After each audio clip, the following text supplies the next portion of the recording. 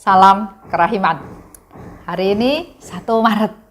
Kita sudah masuk ke bulan ketiga di tahun yang baru. 1 Maret dengan tema yang berbeda, yaitu tentang belas kasih. Kita akan menggali belas kasih yang Tuhan berikan pada kita untuk kita boleh semakin percaya, semakin yakin, semakin dikuatkan bahwa Tuhan mengasihi kita semua. Kita mulai ya. Dalam nama Bapa dan Putra dan Roh Kudus. Amin.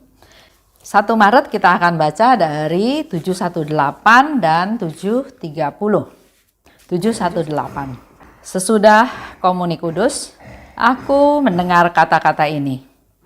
Engkau menyaksikan keadaanmu yang sesungguhnya, tetapi jangan takut akan hal ini. Seandainya aku mau menyatakan kepadamu seluruh kepapaanmu, engkau akan mati ketakutan. Tetapi sadarilah dirimu sepenuhnya. Karena kepapaanmu sedemikian besar, aku telah menyatakan kepadamu seluruh lautan kerahimanku. Aku mencari dan merindukan jiwa-jiwa seperti jiwamu, tetapi tidak banyak yang ada. Kepercayaanmu yang besar kepadaku memaksa aku untuk terus-menerus memberikan rahmat kepadamu. Engkau memiliki hak yang besar dan tak terselami atas hatiku, karena engkau adalah seorang putri yang sungguh-sungguh memiliki kepercayaan. Engkau mestinya tidak mampu menanggung besarnya kasihku terhadapmu, kalau aku menyatakannya dengan sepenuhnya kepadamu di bumi ini. Seringkali hanya sekilas kasih itu kuperlihatkan kepadamu, tetapi ketahuilah bahwa ini sungguh rahmat istimewa dariku. Kasih dan kerahimanku tak mengenal batas. 730. Dalam retret ini, aku akan terus membuat engkau berada di dekat hatiku, sehingga engkau dapat mengenal kerahimanku dengan lebih baik, yakni kerahimanku terhadap umat manusia, khususnya terhadap orang-orang berdosa yang malang. Itu semua apa yang dikatakan oleh Yesus yang akan kita bahas bersama pada hari ini. Sesudah komuni kudus, kita menyambut komuni, menyambut Tuhan, bersatu dengan Tuhan. Ada satu kesatuan yang erat antara Suster Faustina dan Tuhan. Nah, di sana dia mendengar Yesus berkata, engkau menyaksikan keadaanmu yang sesungguhnya, tapi jangan takut akan hal ini. Jadi di sana saya membayangkan Faustina melihat keadaan Faustina yang sesungguhnya. Apa yang dilihat? Nggak dijelaskan di sini ya, tapi kata-kata Tuhan Yesus, jangan takut akan hal ini. Berarti sesuatu yang bisa membuat dia takut. Suster Faustina melihat kepapaannya, melihat ketidakberdayaannya, melihat hal-hal yang barangkali mengerikan. Sehingga Yesus katakan, jangan takut. Dan dikatakan lebih lanjut oleh Tuhan Yesus, seandainya aku mau menyatakan kepadamu seluruh kepapaanmu, engkau akan mati ketakutan. Jadi di sini kita tahu yang Suster Faustina lihat adalah kepapaannya. Tapi itu belum semuanya, karena kalau diberi penglihatan seluruh kepapaannya, maka engkau akan mati ketakutan. Dalam hal ini Yesus enggak mau memberitahukan semuanya, karena dia tahu manusia punya keterbatasan untuk menanggung segala sesuatu. Seperti di firman Tuhan ada ya, Tuhan tidak akan membiarkan kita jatuh tergeletak. Tuhan tahu kemampuan kita, sampai di mana kekuatan kita, dan Tuhan tidak akan melebihi batas tersebut. Karena kalau melebihi, seperti yang Yesus katakan, engkau akan mati. Ini salah satu bukti tentang kerahiman Tuhan. Tuhan menjaga kita, Tuhan mengasihi kita, Tuhan memelihara kita, tidak membuat kita jatuh tergeletak. Lebih lanjut Yesus katakan, tetapi sadarilah dirimu sepenuhnya. Karena kepapaanmu sedemikian besar, aku telah menyatakan kepadamu seluruh lautan kerahimanku. Ini bukti lagi tentang kerahiman Tuhan. Karena Suster Faustina sungguh papa, sungguh tidak berdaya, sungguh tidak punya apa-apa. Justru karena kepapaan tersebut, justru Yesus melimpahkan lautan kerahimannya. Seluruh lautan kerahimannya. Sama ya, kayak kita melihat orang tidak punya apa-apa, kita ingin memberi, kita ingin memberikan apa yang dia tidak punya. Coba kalau kita ketemu sama yang orang punya segalanya, kita nggak ada kerinduan juga untuk memberikan. Nah ini contoh, saya pernah ke Filipina, ke Tacloban City ya, di Filipina ada Pulau Tacloban. Waktu itu dalam rangka saya ikut seminar tentang Basic Christian Community. Pergi ke satu tempat di situ, saya bertemu dengan seorang wanita muda yang melayani kita, yang hidupnya sangat sederhana, tapi mukanya penuh dengan sukacita. Saya tergerak karena melihat kesederhanaannya, saya tergerak pada waktu dia katakan, jaket yang saya pakai itu bagus, dia bilang gitu. Hati saya tergerak, saya langsung bilang, kamu mau? Dia juga surprise pada waktu dia melihat reaksi saya, respon saya, bukannya hanya senang dipuji, tapi saya malah mau memberikan apa yang saya punya. Dia dengan sukacita, iya saya mau ya, jadi tidak malu-malu, dia mengungkapkan sukacitanya, dia memberi. Dan pada waktu jaket itu diberikan, dia mengalami sukacita dan saya yang memberi juga penuh sukacita karena kesederhanaannya dia, ke apa adaannya dia ya. Nah ini juga saya pikir dengan melihat Suster Faustina yang begitu papa, Yesus yang penuh belas kasih, yang sangat penuh dengan kerahimannya, justru melimpahkan seluruh lautan kerahimannya. Sifat Allah, Allah yang maha rahim, yang justru melihat ketidakmampuan kita, kepapaan kita, ketidakberdayaan kita, justru dia melimpahkan rahmatnya. Di sana dikatakan, sadarilah dirimu sepenuhnya. Kenapa Yesus minta kepada Faustina untuk menyadari dirimu sepenuhnya? Kalau kita dikatakan, Esther sadar, saya langsung pikir, saya salah apa ya?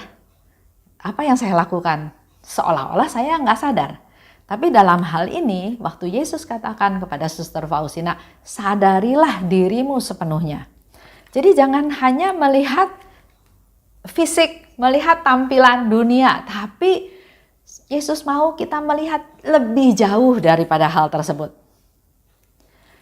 Lihat dengan sudut pandang lain, bukan hanya fisik tadi ya, tapi lihat yang lebih jauh lagi. Pertama, Yesus mau katakan pada Suster Faustina, engkau adalah karya kasih Tuhan. Kita semua diciptakan oleh Tuhan karena kasih-Nya kepada kita. Yang kedua, engkau adalah gambaranku di bumi. Ingat ya, beberapa waktu yang lalu dalam diary juga Yesus bilang pada Suster Faustina, engkau harus menjadi cermin hidupku. Itu yang menjadi harapannya Yesus pada Suster Faustina. Jadi pada waktu Yesus katakan, lihatlah dirimu, lihatlah apa-apa saja yang Yesus janjikan, yang Yesus inginkan dari kehidupannya Suster Faustina. Dia menjadi cermin, dia menjadi gambaran Tuhan di dalam kehidupan dia sehari-hari, supaya dimanapun Suster Faustina berada, misalnya pada waktu berjalan, pada waktu berbicara, pada waktu melakukan kegiatan apapun, dia selalu menunjukkan kasih Tuhan yang penuh belas kasih. Itu yang menjadi harapannya Yesus terhadap Suster Faustina. Kita tahu juga di nomor yang lain, itu adalah misinya Suster Faustina di bumi. Jadi kita juga jangan hanya membatasi diri, melihat diri kita tua, pendidikan rendah, nggak bisa apa-apa, nggak punya apa-apa. Jangan hanya melihat seperti itu, tapi lihat yang lebih. Lihat dari sudut pandang lain, Tuhan menciptakan saya karena kasih-Nya Tuhan pada saya. Tuhan menciptakan saya karena saya berharga di mata Tuhan. Tuhan menciptakan saya, pasti Tuhan punya rencana terhadap hidup saya. Dan seterusnya, ya. Jadi kita menghargai hidup kita. Lihatlah dirimu sepenuhnya. Kalau kita lihat lagi ke belakang atau kita lihat beberapa diary yang sudah kita pelajari, justru karena kepapaan Suster Faustina, maka Tuhan datang untuk mengisi isi hatinya. Karena kita papa tidak berdaya, kosong. Justru kekosongan itulah yang memudahkan Tuhan untuk mengisi. Beda sama kita. Kita nggak mampu, nggak layak, tapi seolah-olah nggak berdosa, seolah-olah suci, seolah-olah ini semua kehebatan saya. Nah, hal ini yang membuat kita tidak bisa menerima rahmat Tuhan karena kita diisi dengan ego kita, dengan pikiran kita. Mari kita belajar dari Suster Faustina yang sungguh-sungguh papa di hadapan Tuhan sehingga Tuhan leluasa mengisi kita dengan kasih-Nya. Dengan lautan kasih yang penuh belas kasih. Sehingga Suster Faustina menjadi mulia karena kemuliaan Tuhan yang mengisinya. Suster Faustina menjadi kudus karena kekudusan Tuhan yang mengisinya. Dan Suster Faustina menjadi besar, menjadi santa yang besar karena kebesaran Tuhan yang mengisinya. Jadi kalau kita mengosongkan diri, papa di hadapan Tuhan, Tuhan yang akan isi kita. Yesus katakan lebih lanjut, aku mencari dan merindukan jiwa-jiwa seperti jiwamu, tapi tidak banyak yang ada. Ini satu konfirmasi buat kita semua bahwa Yesus bilang, aku mencari loh jiwa-jiwa yang seperti itu. Aku mencari, aku merindukan. Termasuk kata-kata itu untuk kita semua. Tapi nggak banyak yang ada, cuma sedikit. Cuma sedikit orang-orang yang punya hati, punya kerendahan hati, punya kecintaan kepada Tuhan yang seperti itu. Yesus sendiri katakan nggak banyak. Kenapa nggak banyak? Karena kasih itu bukan yang tiba-tiba datang. Kasih itu harus diperjuangkan melalui hidup kita sehari-hari, melalui situasi, tantangan, penderitaan, kegagalan, dan apa saja yang kita alami. Cinta itu dipupuk, dibuat kuat, dikembangkan, mengalami pertumbuhan. Jadi cinta itu harus diperjuangkan, bukan diterima seperti itu saja ya, bukan datang sendiri. Yang kedua, manusia ini lebih fokus kepada saya, egois. Dia lebih berharap mendapatkan apa yang dia inginkan untuk kepentingannya dia. Memang manusia ingin memperoleh kasih yang dari Tuhan.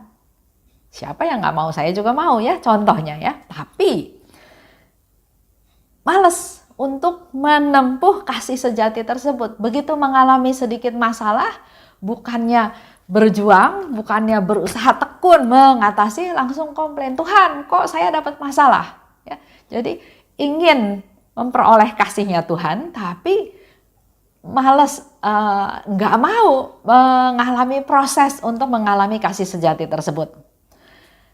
Ini boleh menjadi masukan buat kita semua bahwa kasih, kita memang berharap kasih dari Tuhan, tapi kasih itu harus diperjuangkan, bukan datang sendiri. Yesus katakan lebih lanjut, kepercayaanmu yang besar kepadaku memaksa aku untuk terus-menerus memberi rahmat kepadamu. Semakin kita percaya pada Tuhan, semakin kita mengandalkan Tuhan, semakin kita berharap pada Tuhan, Yesus katakan sendiri, memaksa aku. Jadi iman kita, kepercayaan kita justru tanpa kita sadari, memaksa Yesus untuk terus-menerus memberikan rahmat kepada kita. Engkau memiliki hak yang besar dan tak terpahami atas hatiku karena engkau sungguh percaya dan yakin. Jadi intinya adalah kita perlu percaya dan yakin bahwa Tuhan adalah segala-galanya. Tuhan adalah andalan kita. Dengan kita semakin percaya, maka kita memaksa Tuhan untuk terus mengalirkan rahmat buat kita semua. Sebagai kesimpulan, sebagai penutup dari pertemuan hari ini, saya tidak akan ada doa penutup dalam bulan Maret ini ya, tapi menyimpulkan yang menjadi bekal buat langkah kita selanjutnya. Pertama, mari merefleksi dalam hidup kita sehari-hari, seberapa besar saya punya iman kepada Tuhan. Percaya nggak pada kerahiman Tuhan? Dan kalau kita percaya, seperti tadi dikatakan oleh Suster Faustina, oleh Yesus bahkan ya, Yesus yang mengatakan, kepercayaanmu yang besar, kepercayaan kita yang besar kepada Tuhan, memaksa Tuhan untuk terus mengalirkan rahmat kepada kita. Mari kita tumbuhkan iman kita. Makin percaya pada Tuhan, makin mengandalkan Tuhan, makin berharap pada Tuhan. Segala-galanya fokusnya adalah Tuhan. Kita sudah sering sekali membaca tulisan, Yesus Engkau andalanku. Mari kita praktekkan dalam hidup kita sehari-hari, sungguh-sungguh mengandalkan Tuhan. Kasih selalu mengasihi. Kasih selalu mengalah. Itu aja bahan renungan kita hari ini. Terima kasih atas perhatiannya. Salam kerahiman.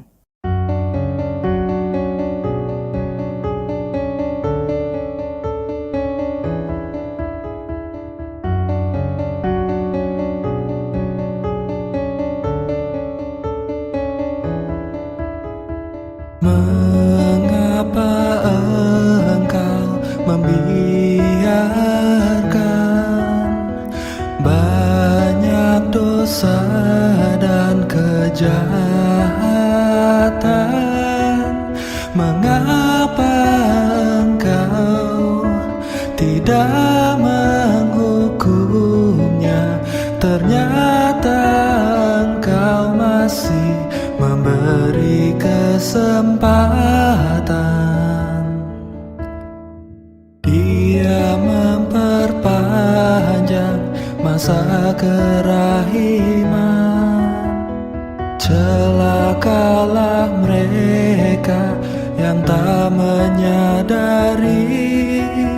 Tulis dan wartakan kerahimannya. Mohon rahmat bagi mereka yang berdosa. Ya Yesus, terima kasih atas semua kesempatan yang Engkau beri. Ya Yesus, ampunilah atas semua dosa yang terjadi.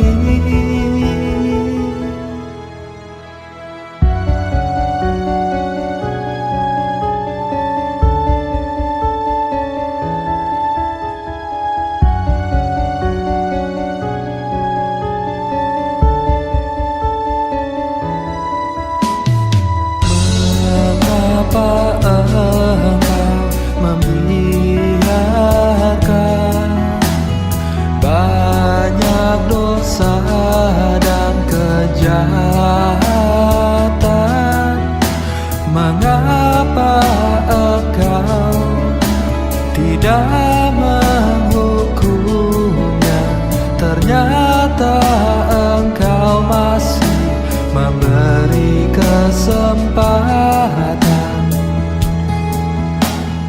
Dia memperpanjang masa kerahiman.